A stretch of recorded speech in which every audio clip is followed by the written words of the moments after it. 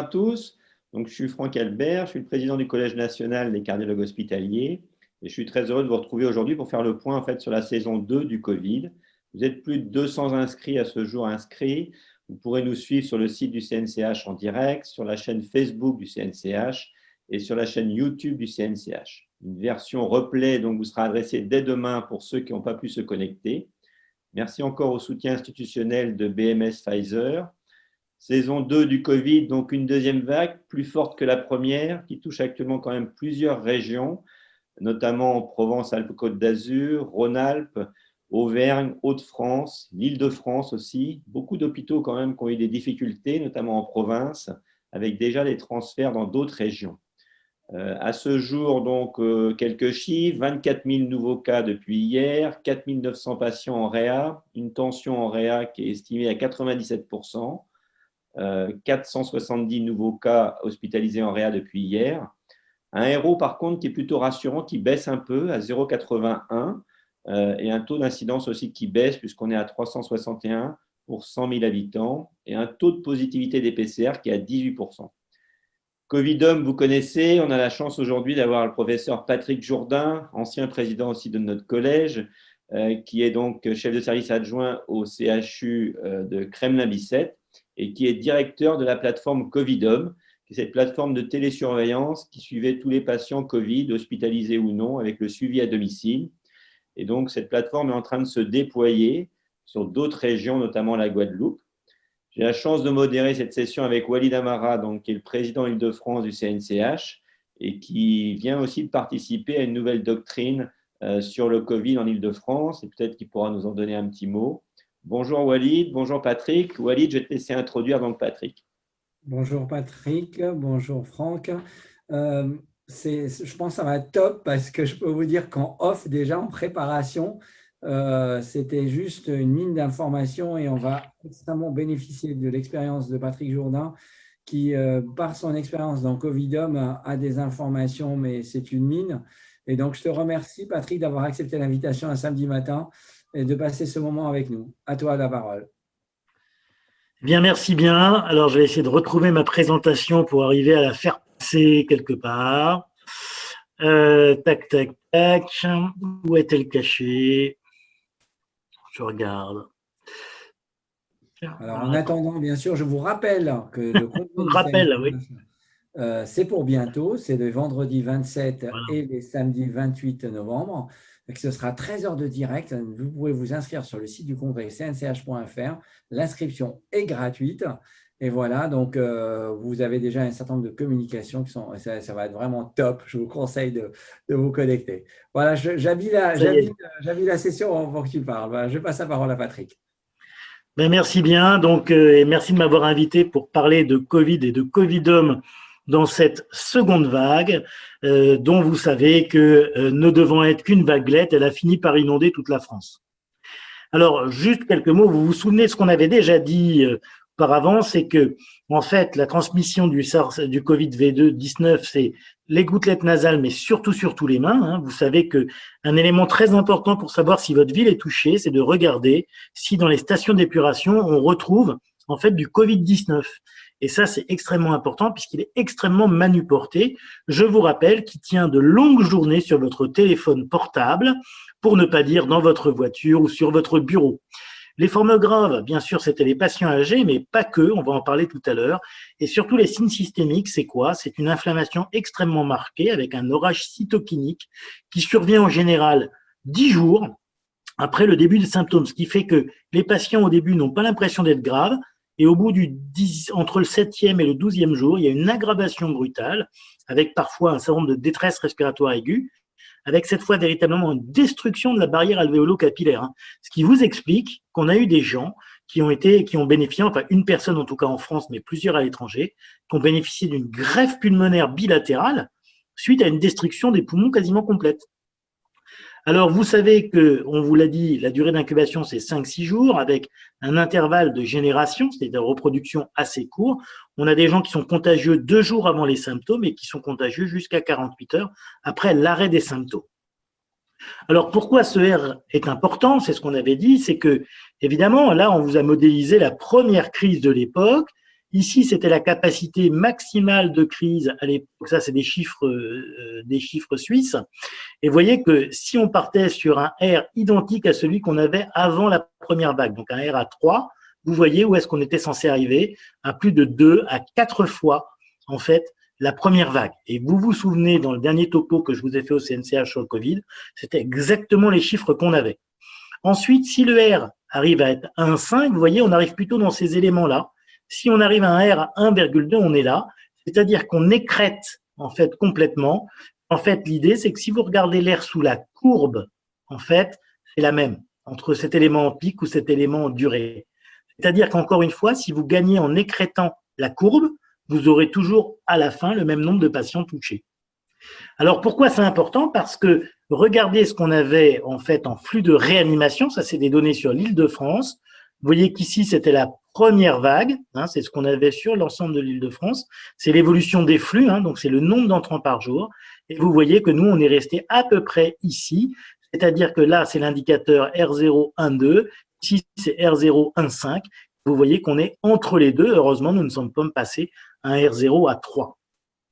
Alors, où nous en sommes, effectivement, et ça, Franck et Walid l'ont bien dit, hein, c'est quand vous regardez ici le nombre de cas confirmés de Covid-19 par semaine, vous voyez qu'en mai, juin, regardez, en juin, on avait très, très peu. Hein, là, ici, c'est le seuil de 20 000. Là, c'était le déconfinement. Vous voyez que déjà, juillet et août, on sentait que la vague arrivait. Hein.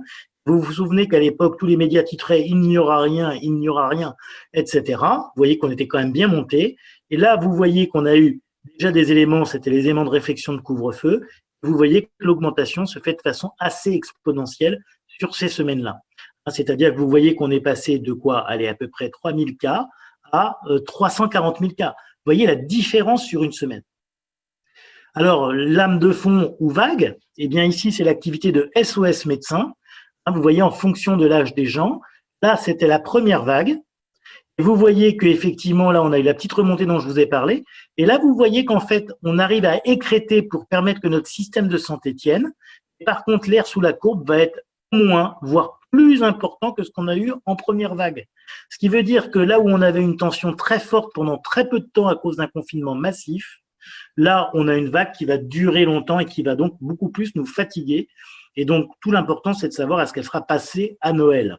Autre élément important, vous voyez que les 65 ans et plus là, étaient déjà en pic de la vague assez touchés. Regardez, nous, on n'y est pas encore à ce moment-là. Alors, en Île-de-France, on en est où? Depuis le début de l'épidémie, il y a 63 000 patients qui ont été pris en charge en Île-de-France en hospitalisation. Vous voyez que finalement, dans ces éléments, 22 000 à la PHP, mais 41 000 hors APHP, ce qui dit bien que c'est à la fois les hôpitaux de type CH et le privé qui ont largement pris leur part. Quand vous regardez ces patients-là, en gros, on a entre 15 et 20% qui vont en réanimation, 73% qui restaient en hospitalisation conventionnelle. Et sur ces lits de réanimation, il faut penser qu'à peu près 55% des patients sont intubés, avec une durée de séjour qui remonte progressivement pour être à peu près celle de la première vague, à peu près 12 jours de réanimation. Et c'est ça qui fait le problème, c'est que quand un patient y reste, il y est pour 12 jours. Alors, j'ai voulu faire quelques petites idées reçues. Idée reçue numéro 1, ce sont que les vieux qui sont touchés. Et vous voyez ici, entre avant et après le 1er juillet, que globalement, on reste à peu près dans les mêmes courbes d'âge. Et ce qui est important, c'est que quand vous voyez ici en réanimation, ici en hospitalisation complète, regardez l'âge des gens. Hein. C'est-à-dire que moi, j'ai 51 ans, je suis ici. Hein. Je fais partie des gros bataillons. Hein. Les gros bataillons, c'est pas 90 ans. Et donc, c'est bien ça qu'il faut dire. Et vous voyez que même en hospitalisation complète, regardez le nombre de jeunes. Et ça, c'est un élément important à compter. Ces gens âgés, s'il y avait eu la grippe ou le Covid, ils auraient été en réa. Les gens jeunes, non. C'est ça la différence. Et donc, globalement, ce qui nous inquiète, c'est là, ce d'autant plus qu'on va avoir des séquelles pulmonaires importantes. Autre idée reçue, ce sont les jeunes qui se contaminent. Mais regardez ici le pourcentage de PCR positifs par classe d'âge. Eh bien, vous voyez que c'est tout à fait comparable, quelle que soit la classe d'âge. Ça n'est pas qu'un problème de jeunes, c'est un problème pour tout le monde. Idée reçue numéro 3, pour nos amis du Sud, il y a une forme peu grave qui circule. Alors, peu grave qui circule, regardez ici, c'est l'indicateur de SOS médecins. Vous remarquez que là, en gros, on a eu à peine 3-4 jours, enfin une dizaine de jours, on était au-dessus d'un seuil, en fait, qui était un seuil important, hein, qui était 300 200 appels par nuit pour SOS Médecins pour le Covid. Vous voyez le nombre de jours où on va dépasser au total, il va largement dépasser la première vague. Idée reçue numéro 4, nous allons tous mourir. Alors, je vous rassure, nous n'allons pas tous mourir. Et là, quand vous regardez par rapport au nombre de patients qui est extrêmement important, combien vont aux urgences, il y a beaucoup moins de patients qui vont aux urgences. Et c'est ça qui est intéressant, c'est que une bonne partie des appels aux urgences, c'était uniquement des patients qui n'étaient pas forcément très graves, mais il y a beaucoup de patients qu'on a hospitalisés alors qu'ils n'avaient pas de forme suffisamment grave, en fait, pour en bénéficier. Et ça, maintenant, les gens ne vont beaucoup moins aux urgences. Et au total, c'est pour ça qu'on a l'impression qu'il y a beaucoup plus d'entrées en réa, c'est parce qu'on ne prend que les graves. Idée numéro 5, on a plus de cas positifs car on teste plus. Eh bien non. Bien sûr, ici, je vous ai mis le nombre de tests qui sont faits et le nombre de positivités. Vous voyez aussi que tout le monde n'est pas positif, rassurez-vous. Mais regardez ici, c'est le pourcentage de positivité. C'est-à-dire que c'est ça qui est très important. Vous voyez qu'on était monté à peu près jusqu'à 30% de positivité des PCR sur l'échelon national, sachant que là, en fait, on testait une grande partie des gens à l'hôpital, donc ça n'a pas trop de valeur. Regardez ici, on a 20% de tests positifs, alors qu'en juin, on était à 1%. Donc, le problème des Covid, c'est pas parce qu'on teste plus, c'est surtout parce que les gens sont considérablement plus malades. Et il y a des pays où on est monté jusqu'à 40% de positivité. Donc, imaginez, on continue cette courbe jusqu'à 40% de positivité, vous imaginez où on peut aller. Alors, les bonnes nouvelles, alors elles sont en Île-de-France. La première chose, c'est qu'il ne faut pas raisonner comme à la télé en stock de patients en réanimation. Il y a 4000 patients, il y a 97%. C'est pas ça qui compte. Regardez ici l'évolution du stock qui continue à monter et on a peur. Ici, la moyenne mobile sur 7 jours des entrées quotidiennes, elle baisse. Et ça, c'est intéressant parce que les patients vont rester 12 jours en réanimation. Ce qui nous intéresse, c'est le flux, ce qui rentre et ce qui sort. C'est comme dans le portefeuille. Et pour le flux en réanimation, c'est la même chose. Regardez, la première vague, donc là, vous voyez, on était monté en Île-de-France à 2500 patients. Donc, vous compreniez ici, c'est Île-de-France et Réa PHP. Vous voyez, encore une fois, nos Réa ont beaucoup travaillé. Vous voyez que là, on est là. Donc, on est à peu près comme si on était, à peu près 6-7 mars. Et en fait, ce qu'on voit, c'est que les flux baissent. Donc, encore une fois, une bonne nouvelle. Les flux en hospitalisation, c'est la même chose. On monte en termes de stock. Et là encore, regardez la moyenne mobile, elle baisse. Alors, il faut être très prudent sur l'impact de cette baisse, à quoi c'est lié, on verra. Mais en tout cas, ce qui est certain, c'est que pour l'instant, c'est plutôt des bonnes nouvelles qui sont concordantes. Autre chose, la coopération publique-privée, là, à la différence de la première vague, elle est déjà enclenchée. Regardez, à gauche, la réanimation ambulatoire, à droite, c'est l'hospitalisation conventionnelle. Et là, c'est qui va prendre des malades. Alors, ceux qui en prennent finalement le plus, bien sûr, c'est l'AP, ils ont le plus de lits. Regardez, les ESPIC, le privé, le public aura PHP. Eh bien, vous voyez, c'est le public aura PHP, donc les CH, on est les deuxièmes sur l'Île-de-France. Et regardez pour la réanimation, on est pour la non-réanimation, donc pour l'hospitalisation conventionnelle, on est extrêmement bien placé. Mais, effectivement, par rapport à la première vague, le privé prend déjà 20% des gens de réanimation et en hospitalisation conventionnelle monte. Donc ça aide également à faire face, alors que vous vous souvenez qu'en première vague, on avait fait ça vraiment à l'arrache au dernier moment. Autre élément, en hospitalisation ou en PCR, on a des bonnes nouvelles. C'est-à-dire que là aussi, regardez, ici c'est le pourcentage de PCR positive. Vous voyez qu'on était monté en Île-de-France jusqu'à 25% à un moment. Regardez, là on est redescendu à 16%. Donc vous voyez, on n'avait pas connu ça en fait depuis le déconfinement. Donc ça, c'est un élément extrêmement fort. Alors, il faut se méfier qu'il n'y ait pas de reflambée. Et là, pour l'instant, on est sur une pente extrêmement fortement descendante. Alors, la France, c'est pas Paris. Et là, je vous ai mis toutes les métropoles, en fait. Et je vous encourage vraiment à regarder sur Santé publique France. Vous allez avoir plein d'éléments que je vous donne qui sont en fait consultables par tout le monde, qui sont les bulletins épidémiologiques Covid. Et là, vous voyez, on a regardé ici les taux d'incidence de PCR. Regardez, Clermont-Auvergne Métropole, c'était la semaine 30, c'était à 2. Regardez, on est passé à 611 d'incidence. Et vous voyez, l'impact pour 100 000 commence à changer. Et regardez ici, ça c'est rouge un peu partout. Regardez le Grand Paris. Nous, on en est monté à 541. Je vous montre Saint-Étienne Métropole, 1182. Vous imaginez, on parle de Paris, le problème, ça n'est pas Paris. C'est ça qu'il faut le voir. Et on a encore quelques métropoles protégées. Alors, on va dire Bordeaux, par exemple, on va dire Brest. Effectivement, l'Ouest est un peu protégé. Mais s'ils n'ont pas été touchés beaucoup maintenant, leur tour viendra. Donc, nous serons tous à égalité. Encore une fois, il ne faut pas se tromper. Et finalement, tous ces éléments un peu bas pour l'instant sont des éléments qui montent. Et donc, ils seront touchés avec un peu de retard. Donc, pour l'instant, ils prennent nos patients et nous prendrons leurs patients plus tard. La situation est très préoccupante dans bien des endroits. Et là, je vous ai marqué le taux d'incidence, le taux de positivité, en fait, 100 000 habitants par département. Et vous voyez que finalement, ici, on n'a pas encore on a des taux de dépistage qui sont très forts dans ces régions-là, beaucoup moins dans l'ouest. Ça viendra parce que vous voyez que déjà le taux d'incidence a déjà beaucoup monté vers l'ouest. Et là, je vous ai mis un taux d'incidence, taux de dépistage et taux de positivité en fonction de chaque métropole. Et que nous, Paris, on est là. On est presque sorti d'affaire. Contre, regardez Grenoble. Et là, on est vraiment dans des soucis. Alors, autre idée reçue numéro 6, la seconde vague n'est pas si terrible. On vous a dit, ben oui, ça serait la vaguelette. Regardez ici le cas de Covid-19 nouvellement hospitalisé en France totale. Ben, vous voyez qu'on est quasiment à la première vague. C'est-à-dire qu'en Île-de-France, on s'est sauvé parce qu'on était déjà mieux préparé par l'intensité de notre première vague. Et c'est pareil pour le Grand Est. Alors que là, sur la France totale, ben, on n'est pas fini de sortir de l'auberge parce qu'on va être bien au-delà de la première vague, en fait. Et regardez le nombre de cas Covid en cours d'hospitalisation par jour de déclaration. Et que la vaguelette, elle est aussi importante qu'ailleurs. Là, je vous ai mis l'évolution hebdomadaire du taux d'hospitalisation pour Covid 100 000. Regardez.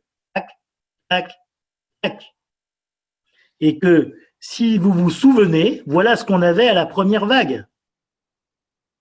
Là. Donc le pire est-il devant nous? Je ne sais pas. L'Île-de-France, le pire est probablement derrière nous. Le reste, non. Et pour la mortalité, c'était pareil. Je vous ai mis là ce qu'il en était pour la semaine 16, 17, 18. Vous voyez que la première vague n'a touché, en fait, que le Grand Est, l'Île-de-France, un tout petit peu les autres régions, mais le gros problème, c'était l'Île-de-France et Grand Est. Alors, fallait-il limiter les excès suite à tout ça et se dire qu'il fallait arrêter de faire la fête avant que nous n'ayons un convive de plus que nous n'avions pas invité? Eh bien, on sait que les effets du confinement, en fait, ça n'est pas de limiter la contamination. Les effets du confinement, c'est juste décréter là pour qu'on ne dépasse pas la limite du système. C'est ce que les Italiens ont du mal à faire, ce qui fait que là où nous, en Île-de-France, bah, on gère des patients, il y a des éléments de tension, on a déprogrammé de la chirurgie. Mais en Italie, ils réaniment les gens sur les parkings. Vous êtes dans votre voiture, vous attendez dans le parking, on vous amène une bouteille d'oxygène, et vous attendez la place du mort pour rentrer dans l'hôpital. Il faut quand même voir où on est. Et donc, quelque part, il faut se dire, mais qu'est-ce que font les gens? Eh bien, regardez ici, c'est premier confinement, ici, c'est deuxième confinement, et vous regardez comment les gens ont évolué pour se laver régulièrement les mains, porter un masque en public. Vous voyez que le port du masque, eh bien, il a considérablement évolué. Regardez, en sortie de premier confinement, c'était 46% qui portaient le masque. Donc là, on a quand même un effet de doublement. Quand vous regardez rester confiné à la maison, bah, bien sûr, ça c'est lié au confinement. Éviter les regroupements, ça aussi c'est important. Et ce qu'il faut bien voir en termes de déplacement, c'est que le premier confinement, c'était moins 70% de déplacement selon les bornages des téléphones portables. Là, le deuxième, c'est 30%. Mais que une région qui respecte très bien, c'est-à-dire où il y a le moins de différence entre premier et deuxième confinement, c'est la région Île-de-France. Pourtant, les gens, même s'ils respectent les choses, ne vont pas très bien. Regardez ici la satisfaction de vie actuelle. Dès que vous êtes confiné, vous êtes moins bien, et c'est très significatif. Quand vous regardez maintenant leurs problèmes de sommeil, ça n'a pas encore trop bougé. Je veux dire que déjà, il y en a qu'un sur deux qui dit à peu près bien dormir. Et regardez ici les scores de dépression, mais surtout d'anxiété. Vous voyez que chaque fois que vous êtes en période de confinement, ça remonte. Et ça, c'est un élément très important. L'anxiété des patients remonte. Et vous savez de quoi elle est proportionnelle? Elle est proportionnelle au nombre de fois où BFM parle du nombre de morts à la télévision. Et en l'occurrence, vous voulez en rendre un truc anxiogène, vous allumez votre télé, même si l'élection de Trump s'est passée. Alors, ce qui est bien comme bonne nouvelle aussi, c'est que la chaise s'est mise en mode accéléré, avec plein de fiches très bien, des fois un peu agressives, des fois pas très bien, mais au total, c'est pas mal. Plus de 15 fiches thématiques Covid et non Covid en quelques mois, que je vous conseille de regarder parce que ça me semble très important. Et il faut vraiment que le CNCH y soit associé parce que nous avons vraiment toute notre place dans la gestion de la crise dans les différents hôpitaux. Il y a des innovations à surveiller prudemment. En particulier, vous savez que notre ministre a dit qu'il fallait mettre des patients sous oxygène chez eux, ce que nous faisions déjà dans Covidom Oxygène, avec des patients qui sont appelés tous les jours par des médecins.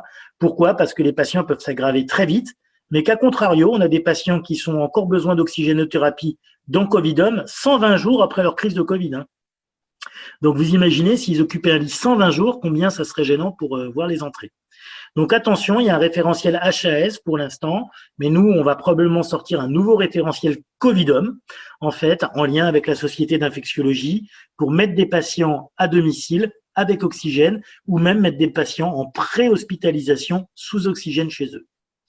Alors, vous allez me dire, oui, mais pour Covidom, notre innovation française, d'où le petit coq, vous vous souvenez que Covidom, c'est un système où vous rentrez le patient, ça vous prend 2 minutes, c'est tous les patients qui n'ont pas besoin d'être hospitalisés, et ils ont ensuite un questionnaire qu'ils reçoivent par SMS, et tous les jours, ils remplissent leur questionnaire, et s'il y a des anomalies, on les rappelle. Ils peuvent avoir un médecin 2 fois par jour, et s'il y a besoin d'hospitaliser les gens, on leur déclenche le SAMU, tout ça. Le but, c'est de désengorger les urgences, le SAMU, et les lits occupés par les patients sous oxygène. Combien on a fait de patients? Alors, ça date un peu. Aujourd'hui, on est quasiment à 750 000 patients suivis. On est à 330 000 alertes traitées. On a en permanence maintenant 200 postes informatiques occupés, 7 jours sur 7. Et ça fonctionne très, très bien. Et vous avez vu ici le nombre de patients suivis, première vague, deuxième vague. Vous voyez que ceux qui vous disent oh, « pas de deuxième vague », ben si, il y a une deuxième vague. Simplement, on les traite mieux. Et regardez les alertes. Ici, c'est en vert, le patient il n'a pas d'alerte, on est tranquille. Et ou en tout cas, on l'a bien stimulé, il y a des alertes sociales. En rouge, en orange, c'est les vraies alertes de gravité. Ben, vous voyez que là, il y avait quand même un gros pourcentage d'alertes importantes. On avait jusqu'à 10 000 alertes par jour. Vous voyez que les patients font moins d'alertes, qui sont mieux formés, mieux pris en charge.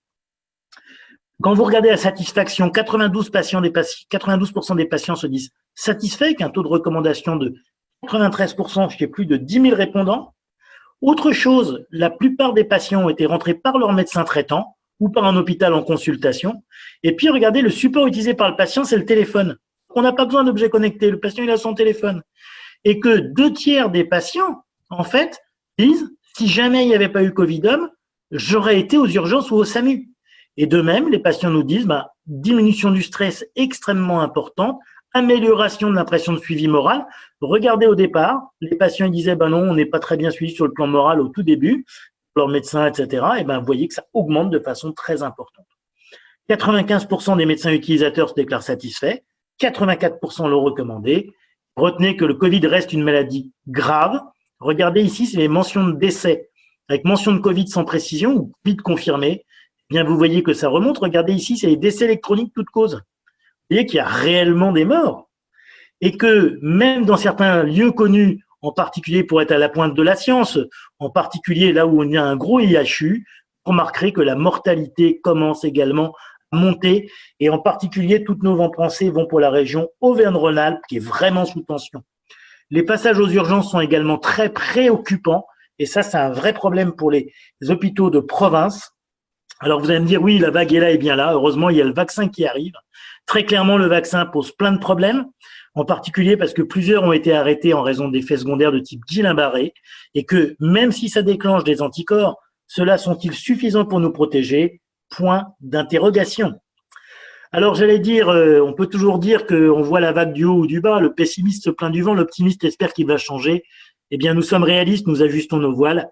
Et ceux qui tiennent la barre, n'y croyez pas à tous ceux qui vous disent l'inverse. C'est vous et c'est nous. Je vous remercie.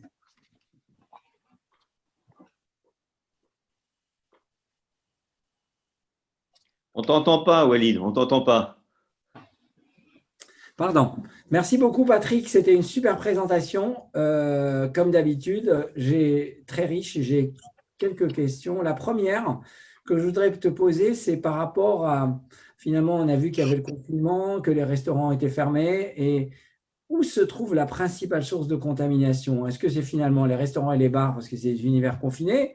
Ou est-ce que finalement, c'est d'autres sources qu'on sous-estime? Eh bien, écoute, moi, je ne pourrais te répondre que de mon impression personnelle basée sur les patients que je suis, moi, dans Covidom. Et ce qu'on voit, l'élément clé, c'est la sphère amicale et familiale, très clairement. C'est-à-dire qu'on voit bien qu'en fait, là où on parlait de cluster à l'époque, professionnels. Là, c'est plus trop le problème et le souci se fait vraiment de ce côté-là. Après, nous, ce qu'on peut dire, c'est que effectivement, l'impact des bars semble très limité, peut-être un peu la restauration collective, mais voilà. Et l'élément clé, c'est le côté manuporté. Donc vraiment le côté à discuter chez soi, pour nous surtout si nous sommes en situation de fragilité, j'allais dire, c'est pas drôle mais c'est comme ça, c'est quand on est en famille ou avec des amis, c'est essayer de garder le masque et puis avoir le soluté hydroalcoolique à cause des surfaces. Encore une fois, moi ce que je dis, c'est que nous on désinfecte les bureaux quand on voit les patients en consulte. Ah voilà, quand j'ai fait une fête avec des amis, ce que je ne devrais pas, et nous sommes toujours à moins de 6. Mais si nous sommes à moins de 6, ben moi je prends ma petite lingette après, quand j'ai fini, une fois que j'ai débarrassé, et je passe un petit coup de lingette désinfectante. Alors Patrick, moi j'ai une question un peu sur la mortalité. Là, il y a un papier qui vient de sortir hier, je crois, dans le gym, sur la mortalité du Covid en France, avec des données publiées de l'INSEE, et qui essaie d'évaluer l'impact, on va dire, de l'épidémie, avec beaucoup de controverses en fait. Après le pic de mars-avril, on était à 1,3%, et puis entre le 1er mai maintenant et le mois d'octobre, on est à 2,6%. Et en fait, il y a deux choses qui impactent cette surmortalité. On dit aussi que c'est lié au vieillissement de la population, et donc il y a plus de morts, et c'est peut-être un 0,4%. Et puis, il y a eu un été aussi assez caniculaire, avec des pics de chaleur qui ont impacté aussi la mortalité. Et du coup, la mortalité du Covid ne se retrouverait plus qu'à 1,3%. Donc, c'est peut-être, est-ce que c'est une maladie aussi grave qu'on le dit? Et puis, du coup, ça remet effectivement toutes les questions actuellement sur le confinement par rapport à la crise économique qui risque d'apparaître dans les mois qui viennent. Et donc, où en est la réalité? Ben, je dirais qu'on a la chance d'avoir des bonnes réanimations. Alors, la mortalité n'est pas si forte que ça, très clairement, par rapport à ce qu'elle pourrait être. Hein. Après, encore une fois, il faut voir que le 1%, est-ce que c'est 1% sur une semaine ou 1% sur 6 mois? Tu vois, c'est ça le gros élément. Et moi, j'ai tendance à calculer pas tant en pourcent qu'en termes de morts évitables qui sont arrivées. Encore une fois, il y a deux choses. C'est-à-dire que la canicule de 2013, on avait eu une montée très importante des décès, mais c'était des gens âgés. Et on a eu ensuite une descente, ce qui fait que globalement, l'effet est assez neutre. C'est des gens qui devaient mourir qui sont morts. On n'a pas ça dans le Covid. C'est-à-dire qu'en fait, on n'a pas de baisse ensuite. Hein. On a une baisse, mais qui revient en fait au rythme normal. Et très clairement, moi, je dirais que le risque principal du Covid que moi je vois, ça n'est pas la mortalité, c'est l'encombrement des systèmes de santé. Parce que dès que tu n'es pas bien pris en charge, ta mortalité augmente. Et très clairement, je ne suis pas sûr que dans les unités ortho, Covid, machin, on ait la même mortalité que dans un milieu de réanimation. C'est mon avis personnel. Après, encore une fois, on a beaucoup progressé en termes de techniques de réanimation. Là où on intubait avec une mortalité de plus de 22%, maintenant on met de l'optiflow avec une mortalité qui est de l'ordre de 5 à 7%. Donc voilà, donc encore une fois, la maladie, elle est grave, mais elle est grave surtout parce qu'elle va durer longtemps. Donc je pense qu'il y aura un effet important et qu'elle peut toucher des jeunes. C'est-à-dire qu'en termes d'années perdues, ça sera beaucoup plus important que les canicules. Après, est-ce que c'est suffisant pour faire un élément de confinement? Moi, ce que je crois qui est important dans le confinement, c'est que le confinement, pour que ça ait un effet, il faut au moins on attende 15 jours. Donc c'est quelque chose que quand on doit le sortir, il ne faut pas le sortir trop tard. Tu vois, enfermer un endroit où il y a tous les malades, c'est comme si vous regardez les films de zombies, où on dit on va enfermer tous les saints avec un zombie et puis on verra ce que ça donne. Bon. Là, l'idée, c'est que il faut vraiment réfléchir que le confinement, ça doit être fait à l'avance et que par contre, le rôle du confinement, c'est pas d'éviter qu'on tombe malade. Ceux qui doivent avoir le Covid auront le Covid. C'est d'éviter que le système ne craque. C'est uniquement ça. Par contre, la vraie question, c'est de se dire, est-ce qu'on ne devrait pas piloter un déconfinement par région ou en fonction du nombre de réa disponibles, tout simplement, de façon à adapter ça au mieux. Et la vraie question, c'est de se dire, on sait que là, le couvre-feu a eu un impact. Voilà. La vraie question, c'est de dire comment on va pouvoir faire fonctionner notre vie à la française, parce qu'on a quand même une vie qu'il faut garder, tout en ayant une certaine sécurité. Je pense que la seule façon, c'est d'adapter ça au stock de lits de réanimation disponibles et de tenir vraiment les mesures barrières. Encore une fois, on voit bien que les gens, très rapidement, ont tendance à faire passer des fake news en disant que dès que vous portez votre masque, eh ben, vous allez faire une hypoxie comme si nous, on était hypoxiques en permanence, etc. Donc, toutes ces fake news, il faut les combattre toujours, tout le temps, pour que les gens aient ce réflexe-là. Ce qui fait qu'en Asie, on a quand même beaucoup moins de problèmes, c'est cette utilisation des mesures barrières beaucoup plus strictes. Alors, il ne faut pas non plus être dans Big Brother, mais je crois que c'est ce qui finalement coûte le moins cher et qui permet le mieux, en fait, au circuit économique de fonctionner. Et que, comme on l'a dit tout à l'heure, hein, là, le taux de la dette est tellement important qu'il est impossible de le rembourser pour qu'un quelconque pays. Donc, et on n'est qu'au début, peut-être qu'on va avoir encore 2 ans le virus, puis il faudra payer les vaccins. Alors, si on t'écoute, on voit bien qu'il y a une amorce un petit peu du pic en Île-de-France. Ce n'est pas du tout le cas encore dans le sud, notamment en Auvergne et en Rhône-Alpes. Donc, dans 15 jours, il faudrait que le ministre annonce qu'on va déconfiner en Île-de-France et on va pouvoir faire un peu passer le Noël un peu plus en famille. Par contre, le sud de la France, nos amis marseillais, eux, ils doivent rester confinés. Ben, je sais pas. Après, la politique se base sur des faits, mais est parfois d'une utilisation difficile. Et on l'a bien vu dans le confinement, hein, que certains, même représentants de l'État, n'étaient pas forcément d'accord. Après, je dis que c'est un choix difficile. Il n'y a pas de bon choix dans les épidémies et dans les solutions de crise. Tu sais, c'est comme on dit, le moment où on a limogé Churchill, c'est quand il avait fini de gagner la guerre.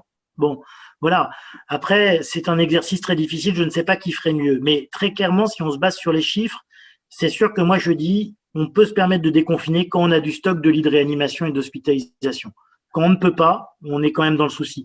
Après, encore une fois, il faut voir si les gens font vraiment très bien les mesures barrières de façon extrêmement solide. Il n'y a pas de raison. L'effet du confinement, on ne l'aura qu'1 jour après. Donc, si la région fait vraiment le maximum, peut-être qu'effectivement, dans 15 jours, ils seront à leur pic eux aussi. Mais je pense qu'il faudra réfléchir vraiment comment s'ajuster en permanence et non pas de se dire on a traité la vague du virus. C'est faux. Le virus est là en permanence, il faut s'ajuster en permanence. C'est comme une réanimation finalement. Ouais, le taux de lit de réanimation. Donc pour parler du vaccin, le vaccin a été perçu par tout le monde et par également les marchés financiers comme une très très bonne nouvelle. La bourse de Paris a explosé. Tu as parlé tout à l'heure de Bois Immobile, donc ça m'a rappelé un peu les cours de bourse. Et en fait, finalement, ça va venir. Quelles sont les inquiétudes liées à ce vaccin et on l'attendrait pour quand? Ben, écoute, moi, je ne suis pas ni virologue ni infectiologue, alors c'est mon avis de cardiologue de Covidom. Ce qui est certain, c'est qu'on regarde, il y a quand même beaucoup de vaccins qui ont été arrêtés. Hein. Alors ça, on n'en parle bizarrement pas. Hein. Le vaccin chinois au Brésil, le vaccin de certaines firmes que nous connaissons aussi dans la cardio, qui a été arrêté pour des effets secondaires plutôt de type Guillain-Barré. Après, encore une fois, celui-là, c'est un tout nouveau vaccin, mais vous avez remarqué quelques petits trucs. Un, c'est vraiment un nouveau modèle de vaccin. Bon, c'est la première fois qu'on utilisera ça. Bon, il faut quand même voir le pour et le contre. Le deuxième chose, c'est qu'il doit être stocké à moins 80. Donc, vous doutez bien que son déploiement va pas être très simple. La troisième chose, c'est que pour de toute façon l'avoir, il faut qu'il soit fabriqué. Et vu le nombre de gens à vacciner pour avoir les 80% de couverture vaccinale, non pas qu'en France, mais dans l'ensemble du monde, vous doutez bien qu'il faudra au moins 18 mois. Et enfin, la dernière chose, c'est qu'il faut qu'il donne une immunité dont on ne sait pas combien de temps elle va durer et dont on ne sait pas si elle sera suffisante. Donc, ça fait beaucoup de questions. Et de tout miser sur un vaccin, si j'étais à la bourse, ça m'inquiète parce qu'on n'aura pas l'effet tout de suite. Et d'ici là, soit on aura trop de dettes et l'économie sera effondrée, soit le système de santé aura implosé. Alors, c'est sûrement bien pour nos enfants, certainement. C'est bien quand nous serons à la retraite, certainement. Pour l'instant, moi, je reste toujours un peu dubitatif, ce d'autant plus qu'il y a 2 petites nouvelles que vous avez peut-être entendues. La première, c'est qu'il y a des variantes du virus. Donc, il faut être sûr que le vaccin marche sur ces variantes. Et ça a été celui qui l'a bien mis en avant, c'est Raoult. Et le deuxième truc qui est important, c'est que vous avez vu qu'en Hollande, enfin aux Pays-Bas, ils ont tué tous leurs visons parce qu'ils faisaient de l'élevage de visons pour faire de la fourrure. Et donc, ils ont tué tous leurs visons puisque le virus a été infecté les visons massivement en déclenchant des modifications du virus qui ont elles-mêmes, à leur tour, infecté des gens aux Pays-Bas. Donc ça, c'est vraiment embêtant. Et puis, la dernière chose, c'est qu'en ce moment, il y a un peu d'H1N1 au Mexique et qu'il y a en même temps du H1N1 et du Covid. Je ne veux pas vous inquiéter, mais imaginez la contagiosité du Covid avec la gravité du H1N1, eh ben on sera embêté. Remarquez, on aurait pu avoir l'inverse aussi. Donc, pour l'instant, j'allais dire, excusez-moi mesdames, il faut serrer les fesses, il faut s'organiser pour qu'au quotidien, on fasse bien, mais comme on l'aurait fait si on avait une épidémie d'OAP ou une épidémie d'infarctus, on sait le faire, on sait le gérer. Par contre, ce qu'il faut, c'est qu'on donne la possibilité par notre gestion aux entreprises de retravailler. C'est ça qu'il faut. Et puis qu'on invente notre nouvelle vie et qu'on se dira quand on sera vieux, voilà, la grippe de 18, ils y avaient participé, la crise Covid, on y a participé. Prenons notre destin en main. Comment tu vois la troisième vague? Alors, tu as parlé de certaines régions comme Brest et Bordeaux qui n'étaient pas touchées. Tu as une explication? Il fait chaud, c'est l'hydrométrie, mais ils risquent d'être très touchés pour la troisième vague. Quel conseil leur donner? En fait, l'idée, c'est que si on… Alors, je vais vous prendre une mauvaise comparaison, mais si on prend la peste bubonique au Moyen-Âge, tout le monde n'a pas été touché en même temps, les gens ont été touchés progressivement. Et puis après, ça a tourné le temps que ça touche tout le monde. Et donc, en fait, le système, c'est un peu la même chose. C'est-à-dire que là, on voit bien la première vague, c'était que 2 régions. Puis là, on en a eu beaucoup plus. Et en fait, les régions qui ne sont pas encore touchées finiront par être touchées. C'est obligatoire, à un moment ou à un autre. Donc, si c'est pas la vague de maintenant, ça sera après. Et on pourrait presque le voir. Alors, c'est pas une bonne comparaison. Je suis pas épidémiologiste, encore une fois, mais ce qu'on pourrait dire, c'est que la vraie première vague du sud, de Lyon, tout ça, c'est maintenant, en fait. Avant, c'était que des cas induits par les gens, les Parisiens qui se sont bougés. Mais là, c'est leur première vague. Et donc, en fait, Brest, Bordeaux, tout ça n'ont pas eu leur première vague encore. Donc, elle va arriver, ça sera la prochaine fois. Ou ça va peut-être être à la suite de là, on ne sait pas. Mais en tout cas, ce qui est sûr, c'est que moi, j'ai qu'un élément à dire à tous nos collègues de l'Ouest, c'est que c'est maintenant qu'il faut se préparer. Il faut que vous tiriez bénéfice de l'expérience Île-de-France, Grand Est, ARA, pour dire qu'est-ce qu'il nous faut chez nous, des unités mobiles d'intubation Covid, acheter des optiflots, former les gens maintenant. Parce que sinon, on va former les gens sur Wikipédia ou sur Google Store, quoi. Hein. Faut voir ça. Hein. Donc, c'est maintenant que vous devez faire les choses pour être prêt. Si vous êtes prêt, ça ira.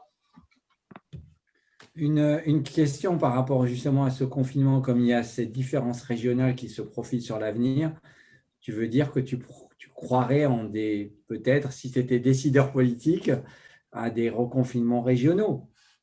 Ben, si j'étais, je ne suis pas, hein, si j'étais décideur politique et non pas sbire du troisième ordre, ce que je dirais, c'est qu'effectivement, la vraie logique, c'est de réfléchir un peu façon Länder allemand, et de se dire, voilà, on a un seuil, il nous reste tant de lits, donc on peut confiner ça, déconfiner ça, et le fonctionnement doit fonctionner en région.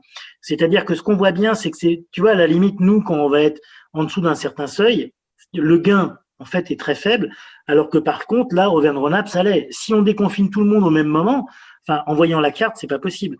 Donc, je pense qu'il y a vraiment une logique régionale là-dedans. Après, la vraie question, c'est de se dire, on a bâti ce modèle des ARS pour qu'on ait un vrai pilotage de haute volée dans ce sens-là. Voilà, moi, ce que je vois, c'est qu'on a vraiment tous les outils de pilotage technique, c'est-à-dire de database, etc. On l'a, vous pouvez vous l'avoir, hein. C'est gratuit, c'est open source. Hein. Et donc, la vraie question, c'est de se dire, bah, est-ce qu'on va réussir à passer ce cap du pilotage régional avec des vrais trucs pilotés par la science? Ben, je ne sais pas. Nous, on a la chance de faire ça par Covidom et de savoir en permanence combien on a besoin d'ajuster de volontaires, de cellules, de machins, jour par jour. C'est-à-dire que c'est un peu comme le système de caisse d'IKEA. C'est-à-dire que là, je vois qu'il y a un afflux ce matin chez les gens qui vont acheter des matelas. Comme ils passent plus de temps à acheter des matelas qu'à acheter des chaises, je sais que j'ai 2 heures pour appeler quelqu'un. Ben nous, c'est un peu ça.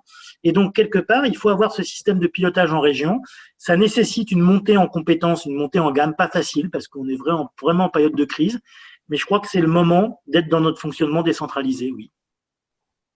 Alors, une petite dernière question, pas de Covidom. Donc, actuellement, c'est plus de 750 000 patients. Vous gérez, je crois, 300 000 alertes. Ça a permis donc de faire rentrer des gens, évidemment, qui étaient hospitalisés beaucoup plus tôt chez eux, avec une surveillance, avec une enquête de satisfaction qui est excellente, de libérer donc des lits à l'hôpital. Vous mettez maintenant de l'oxygène jusqu'à 3 litres minute à domicile, ce qui permet effectivement de libérer aussi des lits dans les services Covid non graves, on va dire. C'est l'Île-de-France, mais c'est aussi la Guadeloupe. Comment on fait alors si des régions ou des villes veulent faire appel à vous? Ils doivent passer par l'ARS. Quel message tu peux leur donner? Alors en fait, nous, ce qui est intéressant, c'est que là, on voit bien que globalement, on a une valeur prédictive positive et surtout négative pour détecter les patients graves qui est extrêmement importante. C'est-à-dire qu'on est comparable au BNP s'il n'y avait pas 2 cut-off, mais un seul. On a une aire sous la courbe à 0,85. Et ça, sur des milliers de patients. Et on traite le pré-hospitalier comme le post-hospitalier. Là, l'intérêt, c'est qu'on est en train de développer avec un ministère, je vais vous donner le nom, qui s'appelle Délégation interministérielle à la transformation publique, ça existe. Eh bien, on est en train de créer des kits de déploiement. Et c'est ce qu'on a fait avec la Guadeloupe, non pas pour dire on fait tout à la place des gens, mais pour dire si vous souhaitez développer quelque chose, nous on fait la soudure et on traite vos alertes en attendant. Si vous souhaitez que nous on traite vos alertes, et puis quand vous sortirez la tête de l'eau, on verra. Et ça, pour ça, il y a 2 choses. Le premier, c'est qu'il faut juste qu'une personne de la cellule de crise ou le directeur de votre hôpital m'envoie un mail, tout simplement. Et moi, je transmets au directeur de la PHP, ou s'il le connaît, il peut l'écrire direct. Et surtout, il faut stimuler vos ARS, parce que ce dispositif-là, c'est une énorme aide pour deux choses. La première, ça vous permet de déterminer en fonction des inclusions quels sont les patients, combien le taux de pourcentage de patients qui vont être hospitalisés 7 jours après. Donc, ça vous permet de piloter votre activité et de déprogrammer. Et le deuxième chose, c'est que ça vous permet comme ça de faire sortir tôt des patients et surtout d'être en sécurité sans les urgences blindées. Donc ça, c'est vraiment très important. Donc, il faut avertir votre ARS, faire pression pour que ça soit une action concertée parce que c'est plus facile, surtout à l'échelon des GHT, et surtout parce que chaque ARS a des fonds Covid. Et donc, grâce à ces fonds Covid, elle peut vous payer tout ce truc-là. Donc ça, c'est hyper important et vous occupez de rien derrière. Et nous, on a des kits complets, y compris avec la convention. Donc, nous, on peut démarrer pour un hôpital qui garde le même système. En 72 heures, on peut prendre en charge le traitement des alertes de chez vous. Et ça, c'est pas mal parce qu'on l'a vu avec la Guadeloupe, ça fonctionne bien. On l'a vu avec les collègues, ça fonctionne bien. Et là, pour tout vous dire, on traite déjà, grâce aux amis, des amis, des amis, des amis, on a déjà plus de 8000 patients qui ne sont pas d'Île-de-France et qu'on suit déjà de façon habituelle. Jusqu'à Salon de Provence, jusqu'à voilà, Biarritz, etc. Et encore une fois, je crois que là, le but, c'est la solidarité. Nous, on est prêt à tout passer. Ce qu'il faut juste, c'est qu'on soit en règle avec la loi. Et donc, c'est pour ça qu'on le fait comme ça. Mais si quelqu'un de la cellule de crise m'envoie un mail, je réponds toujours. Ok, bon bah écoute, on arrive au bout de ce webinaire, Patrick. C'est toujours avec autant de passion, un topo super didactique. Et merci encore pour d'avoir accepté notre invitation. C'est toujours un plaisir de t'écouter. Merci à Walid pour partager ces informations dans cette crise sanitaire qui nous donne toujours un peu d'espoir aussi avec tous tes conseils. Et puis, je sais que tu es un spécialiste de tous ces outils de télésurveillance. On l'a bien vu sur tous tes topos, tes papiers sur la télésurveillance d'assurance cardiaque, l'éducation thérapeutique. Vous étiez plus de 100 participants en direct. Vous recevrez dès demain la version replay sur le site du CNCH. Merci encore au soutien de BMS Pfizer. Vous pourrez nous retrouver dès jeudi prochain sur le post AHA en faisant le best-of des grandes études, des late breaking sur le congrès de la cardiologie donc américain avec le professeur Cohen Solal et le professeur Sylvain de la Salpêtrière. On a hâte de vous retrouver à notre congrès digital qui est un peu l'événement annuel du CNCH qui sera en live interactif avec des inscriptions gratuites, des sessions jeunes, beaucoup de choses sur l'actualité cardiologique aussi en dehors du Covid, avec 60 experts, 5 journalistes. Alors, vous retrouverez aussi Patrick Jourdain, donc, qui fera un topo sur la source cardiaque, et beaucoup d'innovations sur la télésurveillance, la télécardiologie, la téléconsultation, l'intelligence artificielle et son apport en imagerie cardiovasculaire. Tout ceci dès le vendredi 27 novembre à partir de 11 h. Voilà, à très bientôt et merci à tous. Merci, à bientôt.